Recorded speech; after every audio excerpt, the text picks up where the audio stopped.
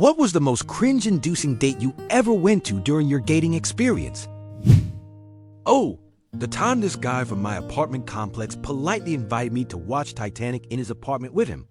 About 1/3 of the way into the movie, he went to the bathroom and was gone a pretty long time. I finally got up just to see where he went, and lo and behold, there he is, sitting on the corner of his bed, door open, jerking off swiftly and furiously, really beating it, and just implores, "You did this to me. Don't do anything. Just stand there a minute. Beat, beat, beat." I was telling a story that just happened to have a black person in it when she interrupted me and said, "I fucking hate niggers." So he picks me up and takes me to King Taco, a delicious fast food place, but probably not the best place for a first date. He nicely offers to pay and asks what sauce I want on my taco, red or green. I tell him red. Instead of accepting my choice, he decides he needs to know why I want red sauce. So I tell him I prefer red. Then he asks why again. This conversation continues for almost a minute before he goes, "I know why you prefer red." By this point, I'm annoyed, but curious. Okay, why? Because you're a girl and you get your period, and your period is ready. Was horrified. How did he even come to that conclusion? Why are we talking about periods? I just want my carne asada tacos. I made him take me home after and didn't return his calls. We were 1920s at the time. Like everything in life, farts have a time and place. However, I never realized that in the wrong time and place, flatulence had enough power to alter my course in history. Well, it can if it's the third date with the man of your dreams, and if it makes his eyes burn. If God destined us to be together, I was one SBD away from foiling his plans.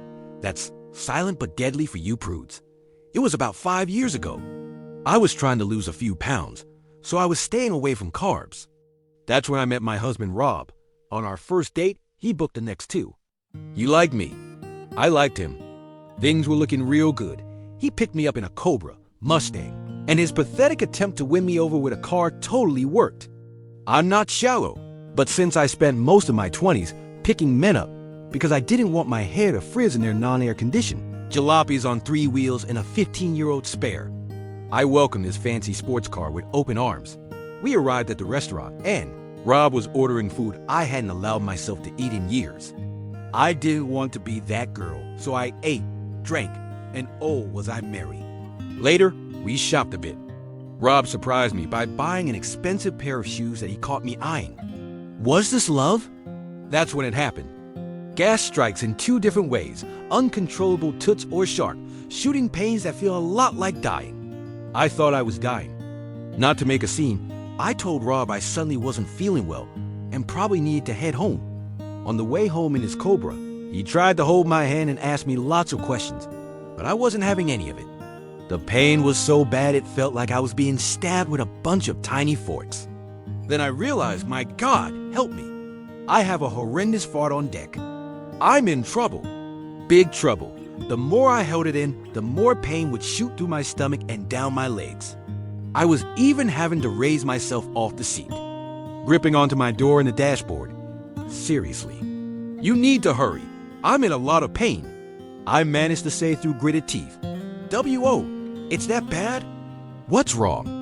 Do I need to take you to a hospital?" How do you tell a man you just started dating that the reason you're writhing in pain is because you have to fart?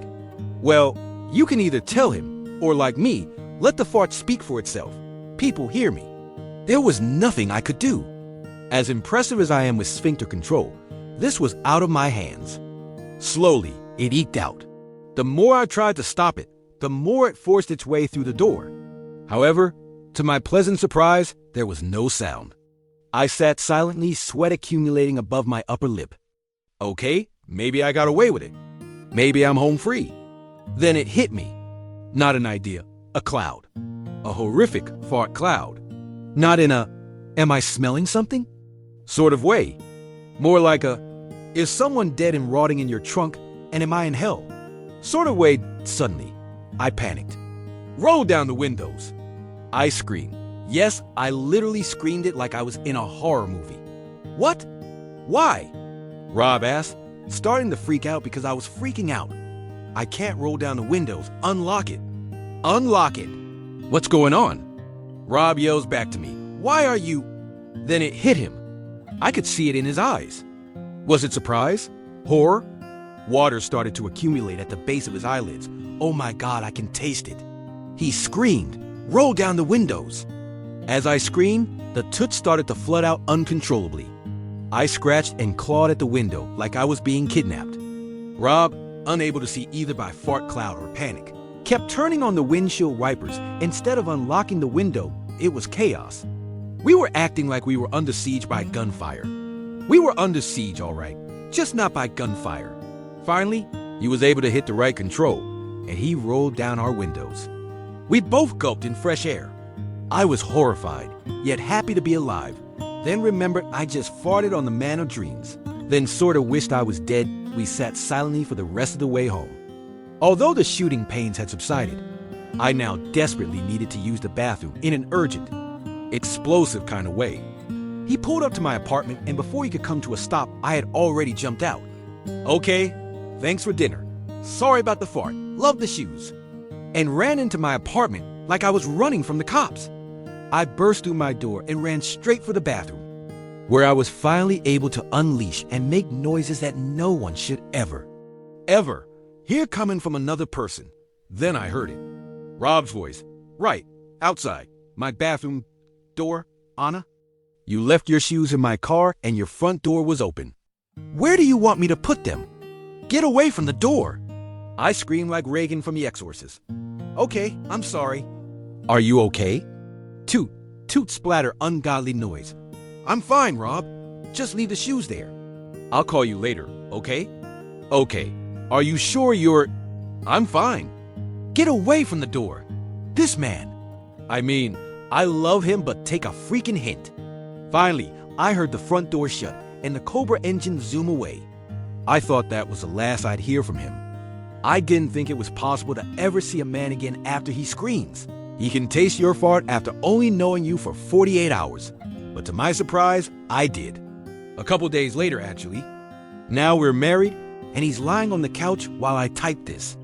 It was your rack that saved you. He just lovingly reminded me, well, thank you, boobs.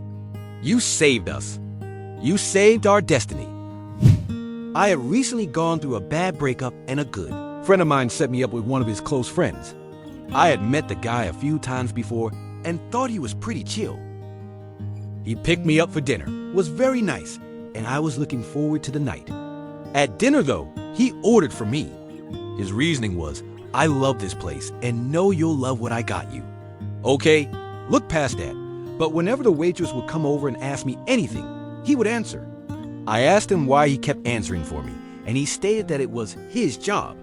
At this point, I am ready for dinner to be over. The bill came, and I said I wouldn't mind paying my half, but he insisted. While getting his card out of his wallet, a condom fell out. We both kind of just looked at it for a second. Nothing is really too weird about that. He practices safe sex, cool. But he had to say something, and of course it made me cringe vomit. I'm ready to use this tonight, you? Annoyed and over it, I said, pass. We didn't talk the whole way back to my house, but before I got out of his car, he told me, next time, tell a guy you're not interested before he has to pay for your meal. Then he sped off. He was a little more of a jerk than cringe. But to this day I cringe when I think about that date. Met some girl on the internet. After talking a little, while we discovered we didn't live too far away from each other, and arranged to meet up for a few drinks. A few days before we were due to meet up, she texted me saying her friend wants to come too because you can never be too careful with meeting people on the internet. I say, yeah, that's fine, I'll bring a friend too. So we meet and she spent the entire time talking to her friend. Tried my best to make conversation, but was getting one word answers back, I'll be the first. One to admit I suffer from social anxiety, so I'm not saying it was all her fault, but she wasn't making it very easy either. It was the most awkward 2 hours of my life. My friend ended up coming up with some BS excuse why we had to leave. About 6 months later, she started texting me again and asked me if I want to go to dinner. I said, why not as long as it's just you and me? We hit it off big time, ended up being together 8 years. TLDR, worst date of my life ended up turning into my longest relationship, my first ever date. At the time I was buzzing because, well, it was my first date. But looking back, it was a cringe fest. Here's some of the high-low lights. She turned up almost 45 minutes late on what was a really cold night. Me just sitting on a bench on my own. I used to wear this 3/4 length leather jacket and wore it to the date. When she did turn up, she said, "I told you not to wear that." I remember no such thing. We finally get to the cinema. And in some bizarre effort to appear quirky and random, I ate my ticket after we went through. This was when Jackass was still cool. She looked at me like, "What the fuck?" Her phone went off, not on silent, in the middle of the movie US remake of The Ring, by the way. She then proceeded to answer and talk at normal volume while remaining sat exactly where she was, as people around us sushed us relentlessly. Later in the movie, she tried to kiss me. Right before the bit where Sadako Samura climbs out of the TV, and I really wanted to see that bit. So I didn't reciprocate. After the movie, she had to get some cash from a supermarket ATM. I bought a small pack of sweets, and she was like, "Are you 5?" Bitch, I had turned 5 at least 3 times. On the way out of the supermarket, I saw 2 rather large women wearing clothes that would have been tight on girls half their size. To lighten the weird mood, I said something along the lines of, "Jesus, check out those 2, which she instead took as me checking them out. We then proceeded to a bar where we had what was quite possibly the most awkward, stilted conversation I've ever had. I've probably had more conversational chemistry with a stranger on a bus. We didn't have a second date. My bro went on a date with her after I did. He didn't have much more luck. You ate your ticket. I'm dying in high school, my freshman year. My parents put me in Catholic school instead of the high school that most of my friends were fed into. So, for the first few weeks, I sat with random people. Eventually, I started hanging around this kid. He had a Nintendo, and I did too, so we would sit together and play Nintendo. I had no idea he couldn't hold a conversation for nothing. About a week before homecoming, he asked me to be his date. I said, "Hell, yeah, this comes to the night of the date." I'm wearing a black dress, and my long black hair was straightened by my mom. I'm wearing cute black shoes and my buddy Holly glasses. He knocked on the door wearing all black and takes me to the back seat of his grandfather's car. We were 14. It was fine. Silence permeated the air on the way there, and his grandfather eventually asked, "What the hell do you think you're going to talk about at the restaurant?" No answer at the restaurant. I asked him how getting ready was. He told me the long and drawn-out story about how he went snooping through his mom's room. He was trying to find money because he wanted to buy a flower and found his mom's lipstick, and not thinking he put it in his mouth. It started buzzing, and he thought that was weird. I had to tell him that he stuck his mom's vibrator in his mouth. Needless to say, this stuck with me. Went on a date to 6 Flags, and after the 3rd ride, I projectile vomited my breakfast all over his back and arm. We were several minutes away from the nearest bathroom. He wouldn't let me buy him a new shirt, so he smelled like puke all day. We've been married almost a year now.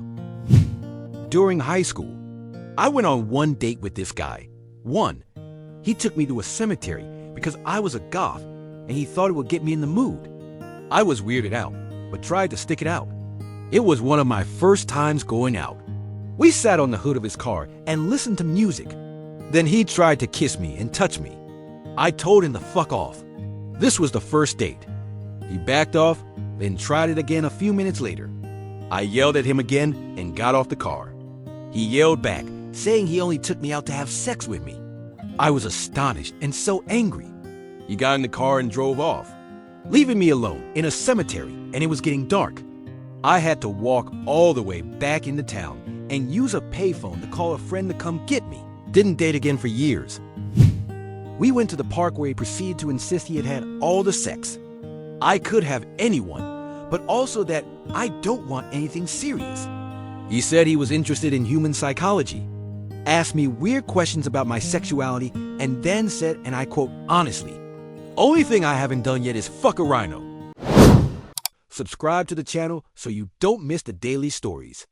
Write in the comments about the cringiest date you've ever had. See you in the next videos.